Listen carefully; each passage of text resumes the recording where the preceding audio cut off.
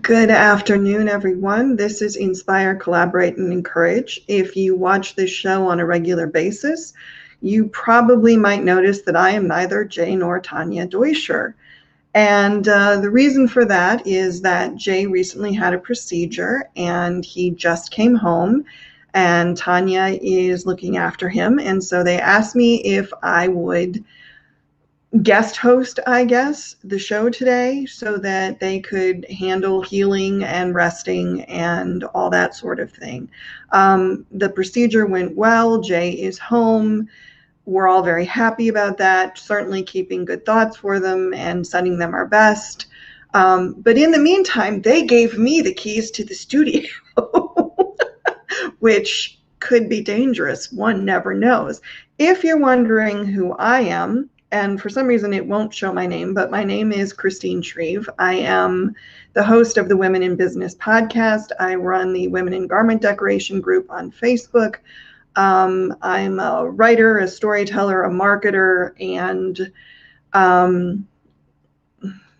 a number of other things that are probably not relevant to this broadcast. So for today, what I'm going to be doing is talking to you about social media. And when Tanya and I originally discussed this idea, I decided to call it Lifting Up All Boats with Social Media. But when I thought about it a little more, I thought, well, the name of this podcast is Inspire, Collaborate, and Encourage.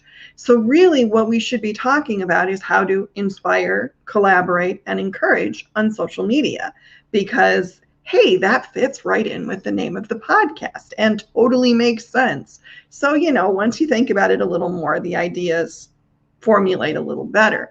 So that's what I want to talk about today. And there are a lot of reasons why I chose social media as the subject for this. One of them is that social media has been kind of getting a bad rap lately, and it's not entirely undeserved. It's still, I think the social media companies are still figuring out how to manage some of the negative aspects of social media. But on the positive side of things, there are a lot of good things you can do with social media. Among them, inspire, collaborate, and encourage. And that's what I want to talk about today. So I want to start with inspire, because first word in the title. And I think social media is a great tool for inspiring people. I really do, because depending on the platform you're using, there's a lot of different ways to inspire people: pictures, words, video, groups, education, all sorts of things. So really the first thing you need to figure out is what sort of inspiration are you trying to impart? Are you looking to inspire people to take action on an event or something that you're holding? Do you want to inspire people to go pick up trash on a local beach? Or do you want to inspire people to get together and put together meals to hand out to the homeless? Or do you want to inspire people to donate toys for kids for the holidays? All these things you can do through social media. You can use social media to talk to people in your community or in the broader world, depending on what your aim is. And it's an easy thing to do. I mean, it's an easy thing to do in the sense that the platforms are there. And so all you have to do is, and I realize all you have to do, it's kind of a bigger all, but all you have to do is create a page or create a group or create a campaign of ads or whatever it is that you want to do to try to get people to jump on board with whatever the task or the idea is that you want to inspire them to follow along with. Another great way, if you're a business person, to offer inspiration to your customers is Pinterest. I've talked about this a lot in other videos that I've done. I've written about it for magazines. And you don't have to be, I talk about it when I've talked about using Pinterest to inspire people. I've talked about it primarily as a way to show off your work. But you don't have to be a decorator. You could be a painter, you could be a house builder, you could be an interior designer. You could own a store and put up boards that show off, Christmas gift ideas. The whole thing about Pinterest that I think is so important and fits so neatly into the Inspire title, is that it's aspirational. The word escaped me for a minute. Sorry about that. It's aspirational. It's where people go when they're looking for ideas for what they want, either what they want to buy, what they want to make, what they want to design, how they want their house to look, ideas for gifts, ideas for parties, ideas for any number of things. So if you're looking to inspire people, Pinterest is a great venue. And really the best way to do it is to set up boards that each deal with a particular subject. A lot of businesses will just put up a general board and say, hey, we have this stuff. And that's not necessarily a bad idea, but it's not necessarily an idea that's maybe going to net you the result that you want.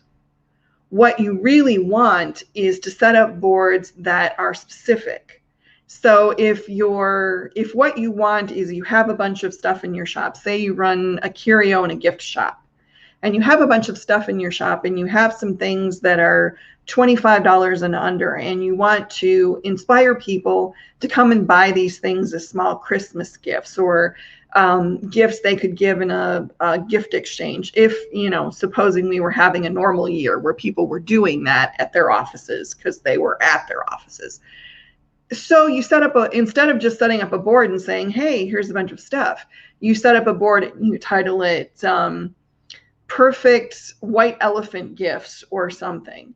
And then you describe each one and you have a really good picture and you inspire people to come into your store or go to your online site and buy a gift.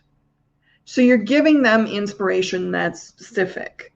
And so I think Pinterest can be really useful in that way. And like I said, it doesn't have to be, it doesn't have to be a thing. I mean, say you're a house painter, put up pictures of your work, put up links to posts about color theory or any number of things.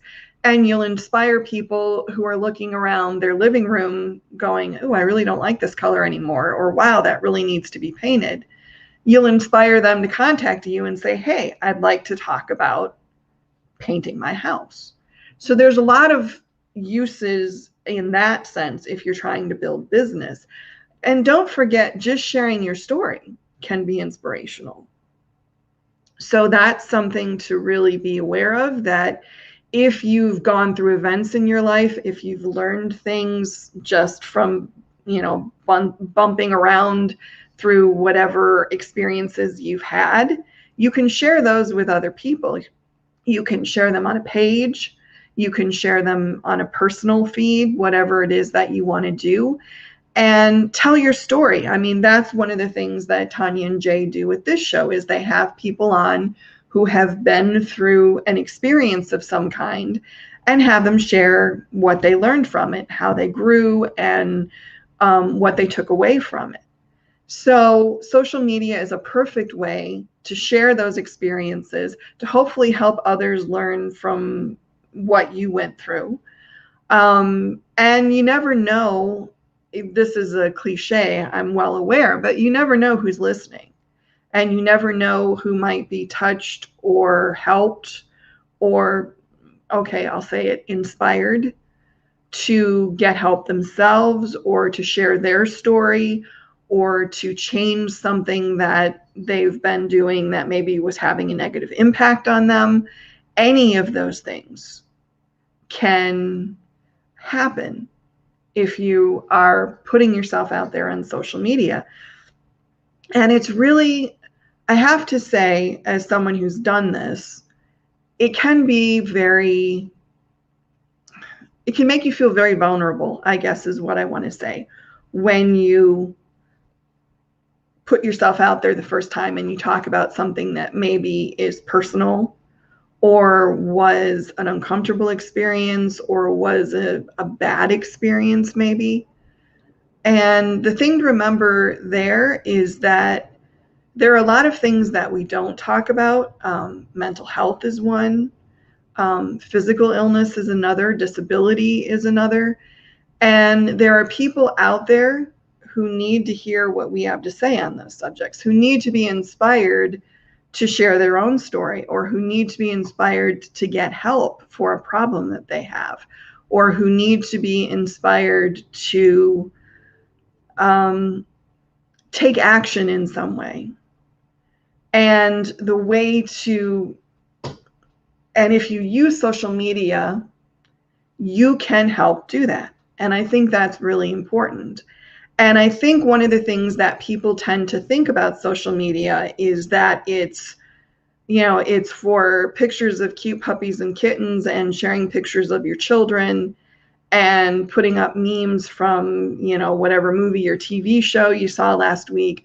And all those things are fun, or playing, you know, the name game, or what's my Christmas elf name, or whatever it is. And all those things are fun, and, you know, they make you laugh and they're amusing, but that doesn't have to be what social media is about. It can be, if that's what you want to do with it. But there can be a bigger purpose to what you do with social media. And it doesn't have to be business related. If you have a cause you care about, if you have a message that you feel that you want to share, if you just want to get people fired up about something because you think it's important to fix whatever the problem is, social media is a great way to communicate. Social media is a great way to build community. And I think people miss often that the first word in social media is social. And they tend to think more of the media part of it, like what can I share and what can I do? But the first word in social media is social, and that means that you're trying to build a community. Or in my opinion, you should be trying to build a community. You should be trying to find people who have the same goals and aims and, you know, perhaps beliefs as you, or maybe not, depending on what your goal is, and working to bring everybody together and hopefully inspire them to take on a cause or share their stories or whatever it is that you want them to do. So inspiration can be a really big part of social media. And I mean, you know, as I said, this is what Tanya and Jay are doing every week. They're putting out there stories about people who have had certain experiences and what they learned from them. And they're trying to help people. And I think that's one of the biggest inspirations that you can get, is hearing someone else's story and what they took away from it, and figuring out what that means to your own life and what you might want to do because of what you heard. So that's the first thing. We're talking about inspiration. The second thing is collaboration. And again, social media is a kind of a no-brainer for this. I mean, there you can use Slack and you can use Zoom, and there's a lot of collaborative softwares out there if you want to use them. But social media is a pretty easy way to do it. And it's also something that most people already know and are familiar with and are using. So you don't have to set up a separate software program.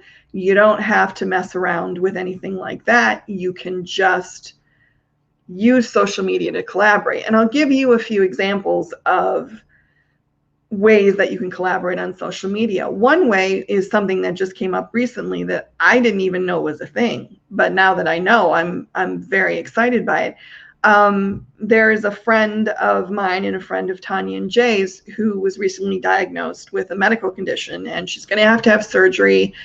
And very smartly, she started a group that's a private group to inform people about her condition. So if you're a friend of hers and you want to know what's happening and how she is and everything, you can join this private group, and then you can read her posts and you can post to her, or you can, you know, stay in the know as to what's happening. But one of the really cool things that happened in that group was somebody decided we should put together a schedule to create meals for this friend who was going to be having surgery. So it was one less thing that the family didn't have to deal with.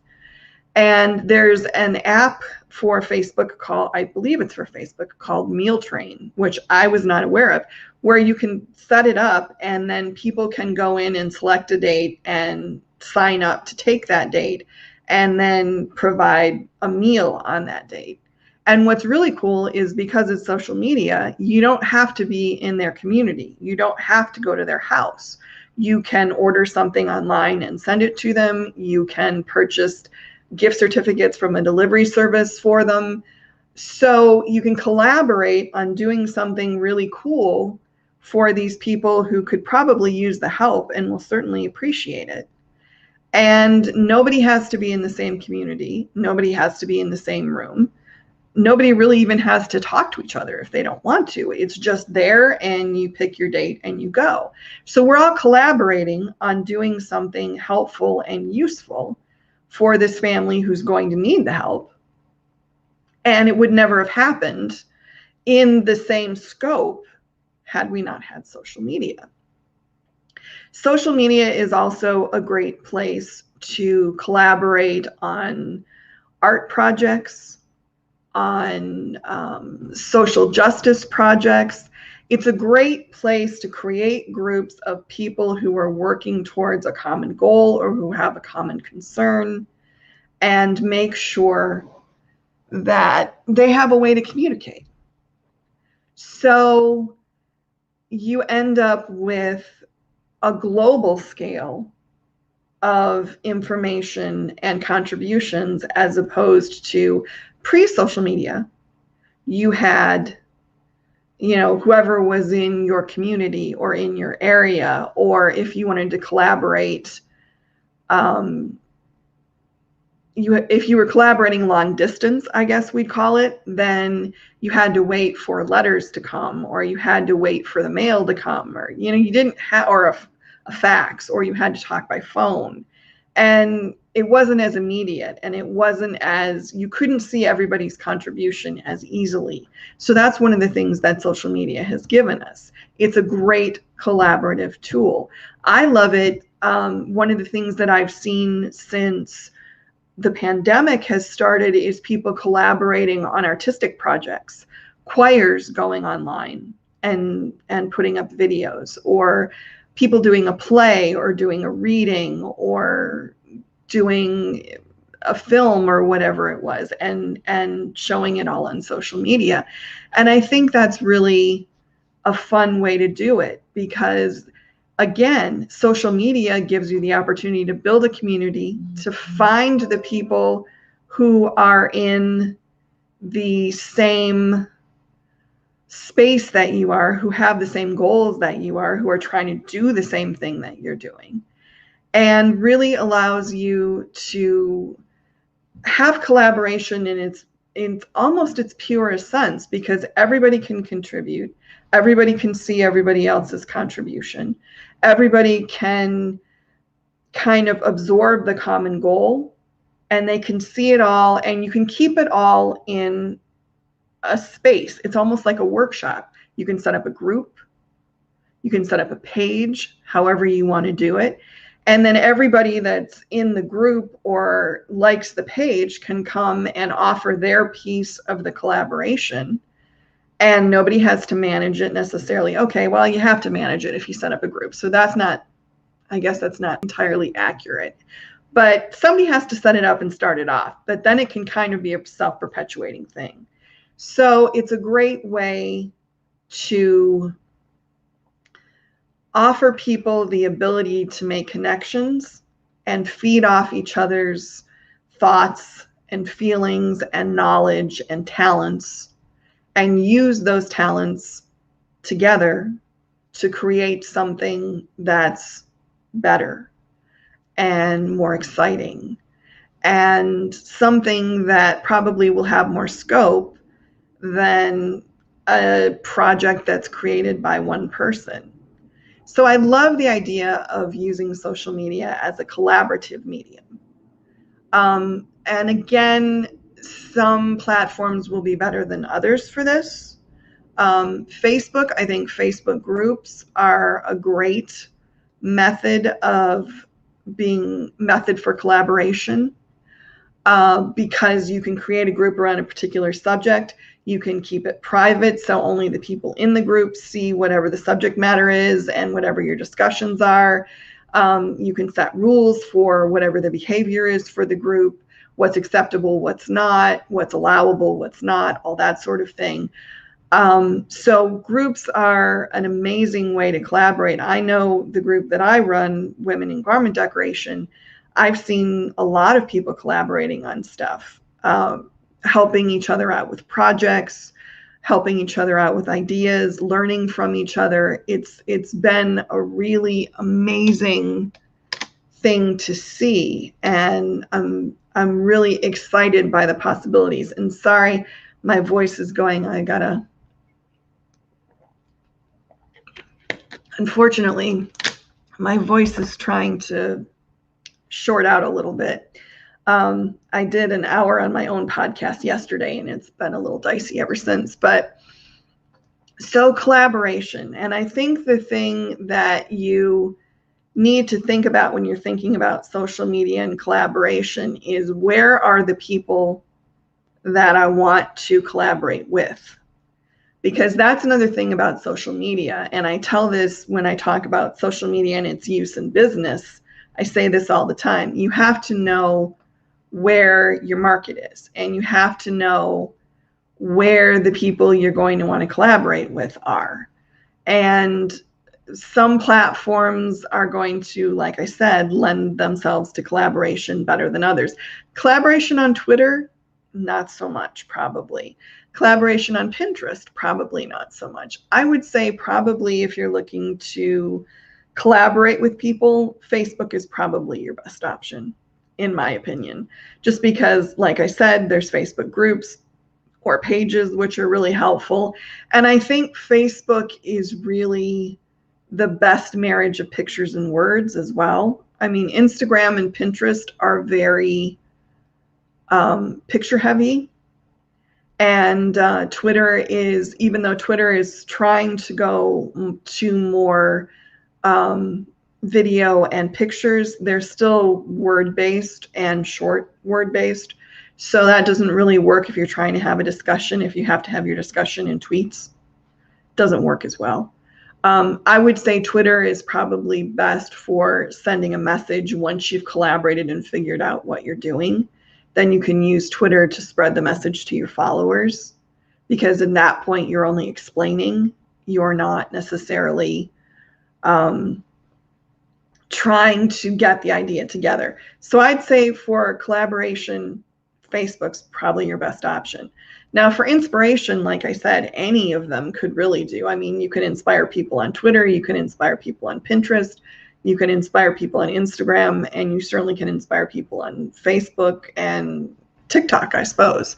So any of those will work for inspiration. For collaboration, probably Facebook is your best bet. Now, I will say this, if you are starting a group with the aim of collaboration, you need to make sure that you have some rules in place to ensure that your collaboration works the way you want it to. And the rules can be about things like who can be in the group, what the group can do. You need a very clear statement of what the aim of the group is.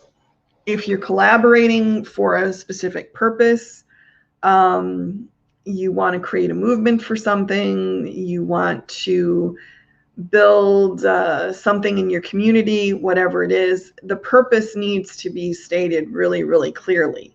So everybody who comes to the group knows, okay, this is why I'm here, this is what we're doing. And you also probably will need to be aware of things like the language that's used in the group, what's acceptable language, what's not.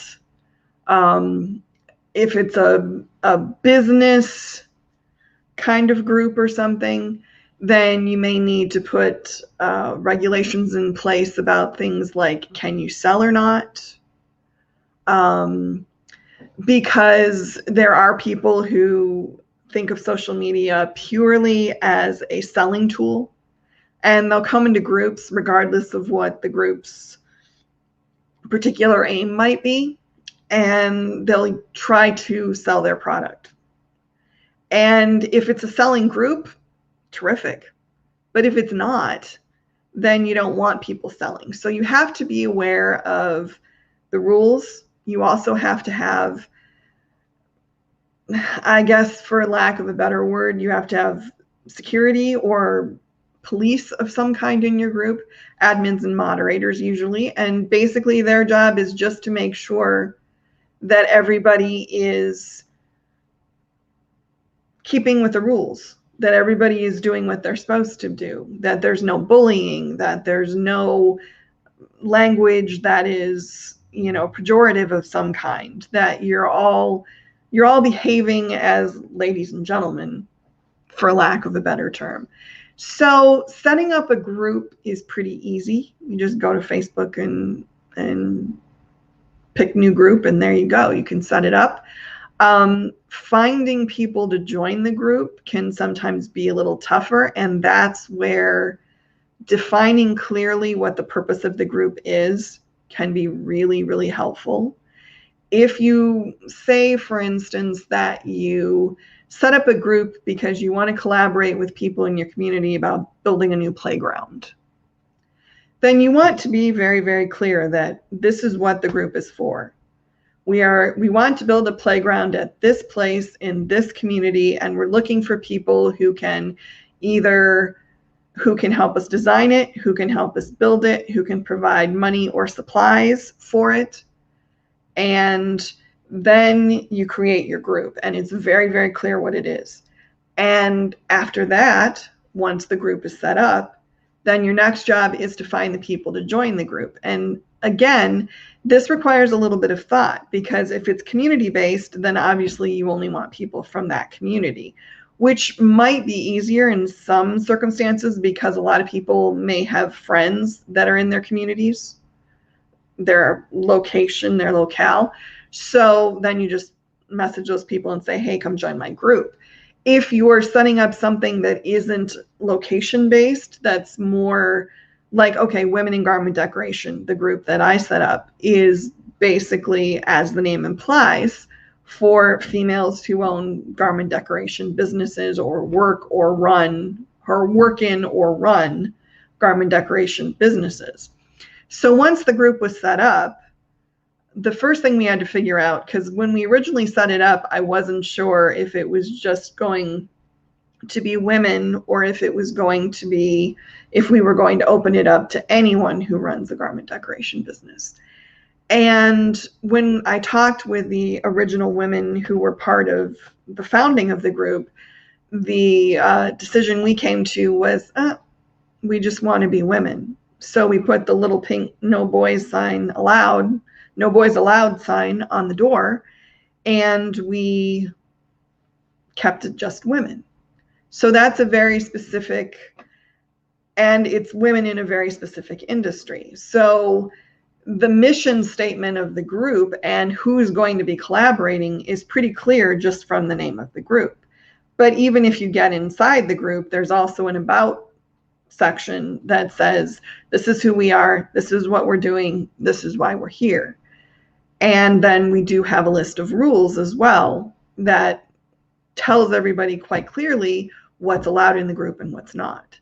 So there's a little bit of work and a little bit of thought that has to go into setting up a group. But once you set the group up, it's a very fertile ground for collaboration, which I think is one of the unsung things that groups can do.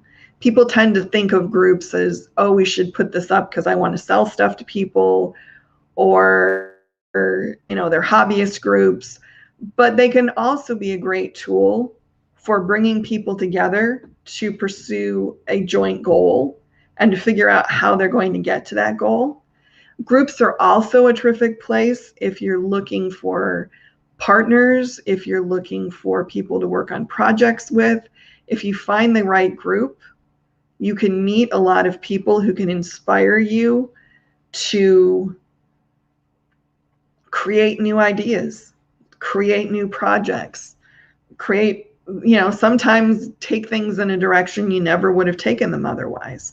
So don't discount social media as a tool for collaboration. I think it's underrated, honestly, in that area. I don't think that's what people necessarily think of when they first hit social media, and maybe it shouldn't be, but once you've been there for a while, I think you'll come to realize that it can be a really valuable tool for finding people, either individuals or groups, that you can work with to create something that wasn't there otherwise, or to learn something you didn't know, or to share a message that you wanted to get out there that would have been much more difficult to share had you not had access to social media.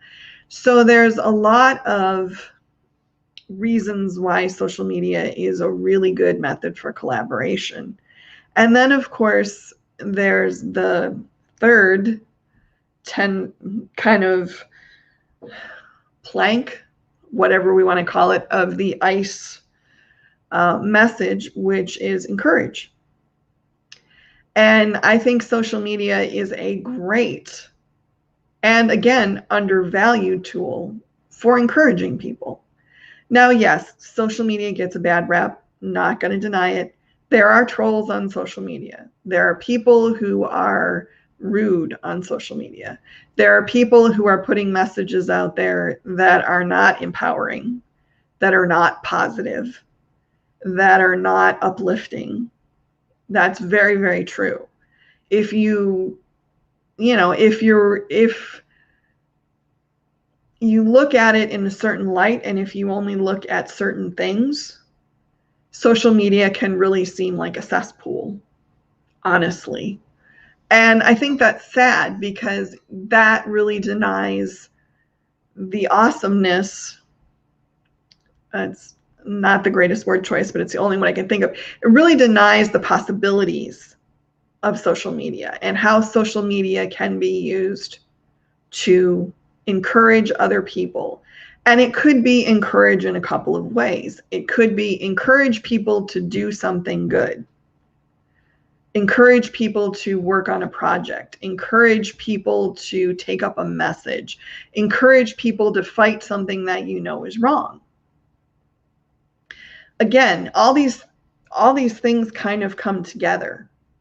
So you can use social media to get a message out there that hopefully will inspire, another word, inspire people to collaborate, and encourage them to take their collaboration public and use it to accomplish whatever the goal is. That was pretty nice. I linked all those. I like that. Good for me. So the encouragement part of it can be issue related. It can be used to encourage people to take action on something that you think is a problem, that you think should bother people, that you think is an issue, whatever it is. And again, you can do that through groups, you can do that through pages, you can do that through a personal profile, whatever it is that you want to do. But the other aspect of encourage that I think we need to look at when we talk about social media is that it can also be used to encourage individuals. And it can be a blanket encouragement of where you just put up a post that says, and I'm sure if you've ever been on social media, particularly on Facebook, you've probably seen these a million times. Hey, I don't know if you need to see this today, but you're a terrific person and the world needs you. It's just a graphic that's up there.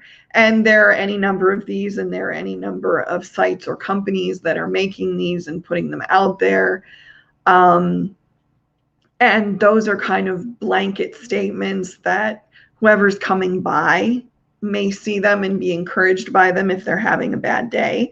So those can be useful, and there's certainly nothing wrong with them. I mean, I post them on my profile on occasion when I see one that I really like and I think is useful. And I've seen some that other people have posted that on a particular day have kind of struck a chord with me and made me feel better or happy or whatever it was. So I think that's very useful. The other encouragement is of course, encouraging a singular person. You know, going on somebody's profile and saying, hey, you did a great thing today, or I saw the video you did and I really appreciate it, or, you know, thank you for whatever thing they did for you that helped, or congratulations on the award they got, or whatever it is, or, you know, congratulations on the sale you made, or whatever the thing is. And again, what you're doing is providing encouragement that other people can see. So not only are you letting the person that you're encouraging know that you noticed what they did and you think it's amazing, but you're also putting it out there so that other people can jump on board and say, yay, good for you, you did a good thing. So encouragement, and sadly, for a lot of people, they sometimes don't get a lot of encouragement. They don't get a lot of people saying, hey, I noticed what you did. Especially if you're not somebody that really puts yourself out there. If you're not somebody that's constantly going, hey, look at me, look at me. Sometimes you don't get people patting you on the back and saying, thank you, that was great. I noticed what you did. I appreciate what you did. So using social media to encourage them can be really, really helpful. And I think it's a valuable tool that, again, a lot of people don't think of it that way. They think of using it for sales. They think of using it for promoting themselves or their business. They don't necessarily think of it as a tool for building community, and a tool that's going to, as the title of this says, lift all the boats. And so using it as a tool to encourage other people, it's the same thing as, I don't know, and you may not remember this, but you know, there used to be this advice that was given out that, hey, leave a note secretly for somebody on their desk if you see a coworker. We did this at one of the places where we worked. We used to call it, I'm trying to remember now because it's been so many years, but one of the places that I worked had, I think we called it the Golden Geese Award, because we honked at people when we told them that they'd done something good. And you could fill out your little card when you saw someone in the company doing something good, and the card went up on a bulletin board, and then everybody could read it and see whatever thing that the person had done and why they were being complimented.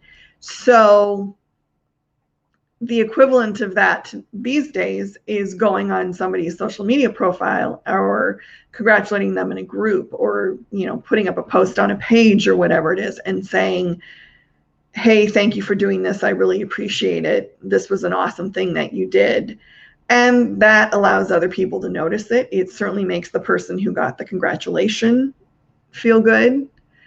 And it's a great way to, first of all, make people feel seen, which, as we all know, especially right now, can be a really tough thing, because we aren't able to go out and be in groups, and we aren't able to mingle as much as we had been. So there are people who are really feeling like nobody's seeing me, particularly if you live by yourself, and you're not having a lot of interaction with other people on a regular basis. Then having someone, you know, go on your page or mention something good or interesting or nice that you did in a group and saying thank you, all those things are a way to help people know that they're seen, know that somebody cares about them and what they're doing and is paying attention. And that's very encouraging.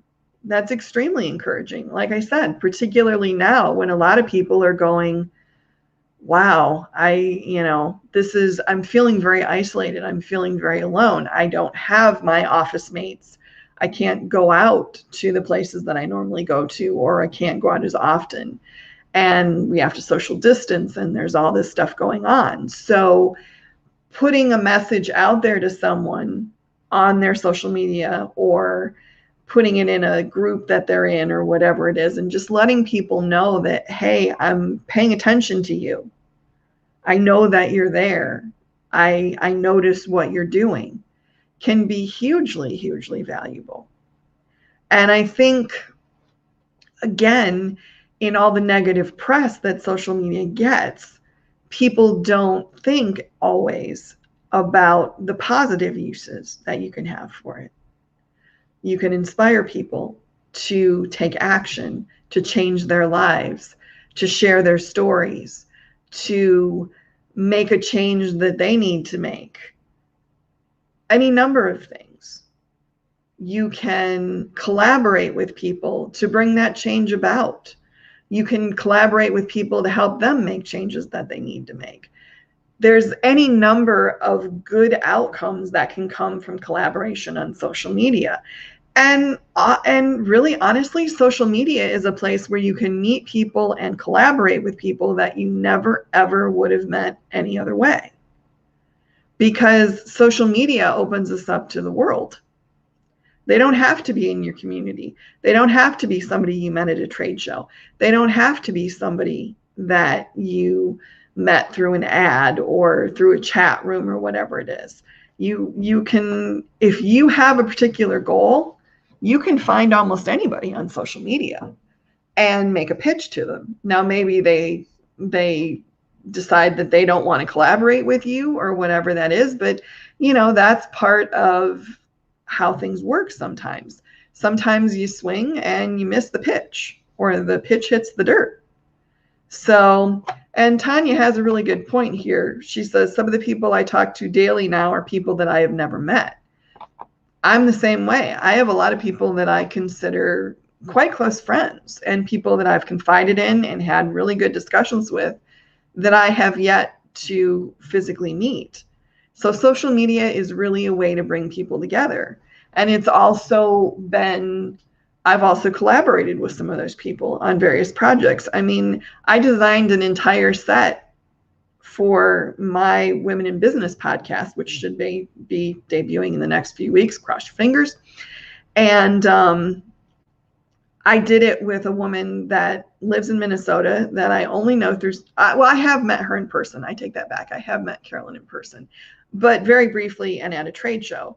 And we've had a lot of good conversations, and she's an awesome interior decorator. So she helped me figure out what I wanted to do with my set. So, that never would have happened had there not been social media, because social media is how I first met her. I met her on social media before I met her at the trade show. So, and Tanya has another good point here. And so many of those people have helped me get through some of my scariest moments. Yeah, I'm with you there too. I did a podcast a month or so ago on sexual harassment and sexual abuse for women in business, talking about my experiences with those things. And I knew when I did when I started thinking about doing that podcast, that I didn't want to do it alone, because I wasn't sure what my emotions were going to do. So I knew someone else who was a friend through social media who had had similar experiences. And I contacted her and said, hey, will you come and do this podcast with me? And she said yes. And having her there was infinitely valuable. I don't know that I would have done it with the same sense of security had I done it myself. And having her there kept me on track and helped me get the message out that I wanted to get out. And none of that would have happened without social media. So don't discount the connections that you can make on social media. Don't discount the value of what social media can bring to your life. Yes, There are negative things about social media. Ain't gonna lie. There's misinformation.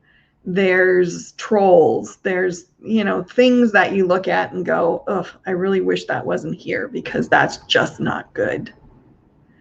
But by the same token, there's a lot of good things about social media. So you need to figure out how to take the good and leave the bad by the wayside. And you need to figure out what use social media can have for you. Now, what Tanya and Jay are doing with Inspire, Collaborate, and Encourage is really one of the things that social media is about, in my opinion. They're working to share people's stories, to inspire people to make changes in their lives, to inspire people to do great things. And I think that's an amazing mission statement to have. And the fact that social media was part of creating this podcast is, I think, speaks well for what social media can do. The thing is, if you think about a lot of the great movements in history, the civil rights movement of the early 1960s and the late 1950s, that's the one that really comes to mind. The women's movement is another one of the 60s and 70s. Anybody that's been agitating for change and has been trying to get a message across, think how much more powerful those movements could have been had they been able to use social media. We've seen demonstrated that there have been countries that have had genocides and problems, and social media has been one of the ways that they've gotten the message out there and inspired people to help and make changes. So social media can do a lot of good things. Social media can have a lot of good outcomes. It's all in how you use it. It's like anything else. Alcohol is dangerous if you drink too much, but one drink can be tasty and fun. If you eat too much chocolate, you're going to gain weight and potentially have health issues, but a little bit of chocolate is yummy. It's all about moderation. It's all about what your goal is and what you're trying to do with it. And yes, there are people who are trying to use social media to do hateful things. There are people who are using social media to try to hurt other people. There are people who are using social media to spread disinformation, and that's sad, and that's wrong, and that's something that hopefully we'll be able to correct. But don't throw the baby out with the bathwater when it comes to social media. Because really, if you can build a community on social media, if you have a clear goal, if you're willing to do the work to pursue that goal and to get your message out there, social media can bring a lot of benefits to the table. And I think that's what we all need to remember, is that social media is what we make of it. Social media is what we do with it. It is what we bring to it. If you bring a negative attitude, and if you bring negative thoughts, or if you have a goal of doing something that is not going to be of benefit to humanity, then yeah, social media is going to be a bad thing in your hands. If you come to social media and you're working for positive ends, and you have a positive goal, and you're trying to make things better for the people around you, the people you encounter on social media, the world at large, then you can do great things. It's all about what you bring to it. It's all about what your goal is. It's all about what you're trying to put into the world. Are you trying to put good into the world, or are you trying to put negativity into the world? If you're trying to put good into the world, then social media can be a great tool to do that. It can encourage positivity. It can encourage people. It can bring people together. It can amplify your message infinitesimally. That's a hard word to say. There's so many good things about social media. And I think if there's anything that I want anybody who's watching this to take away from this particular little talk I'm giving here, it's that social media is what you make of it. And the possibilities for good on social media are huge. But you have to take responsibility for making social media good and for making social media positive. You can't just throw up your hands and go, oh, well, social media is a cesspool and I don't know why anybody goes there. Whatever the platform might be, social media is what you make of it. So make something good. And that's pretty much the message I have for you today. We're going on about 50 minutes and my voice is starting to go a little bit. So I'm going to say thank you, everybody, for being here. Thank you, Tanya and Jay, for letting me have your platform for a day. I hope I did you justice. And Jay, feel better. Tanya, get some rest. We love you, and we're definitely keeping good thoughts for you and sending you positive healing vibes. And I guess that's positive healing vibes right there. I don't know. Anyway, thank you all for joining me today. I hope you got something out of this. And everybody tune in next week to say Jay and Tanya back, to see Jay and Tanya back where they should be. And I appreciate you all joining me. Thank you. Bye.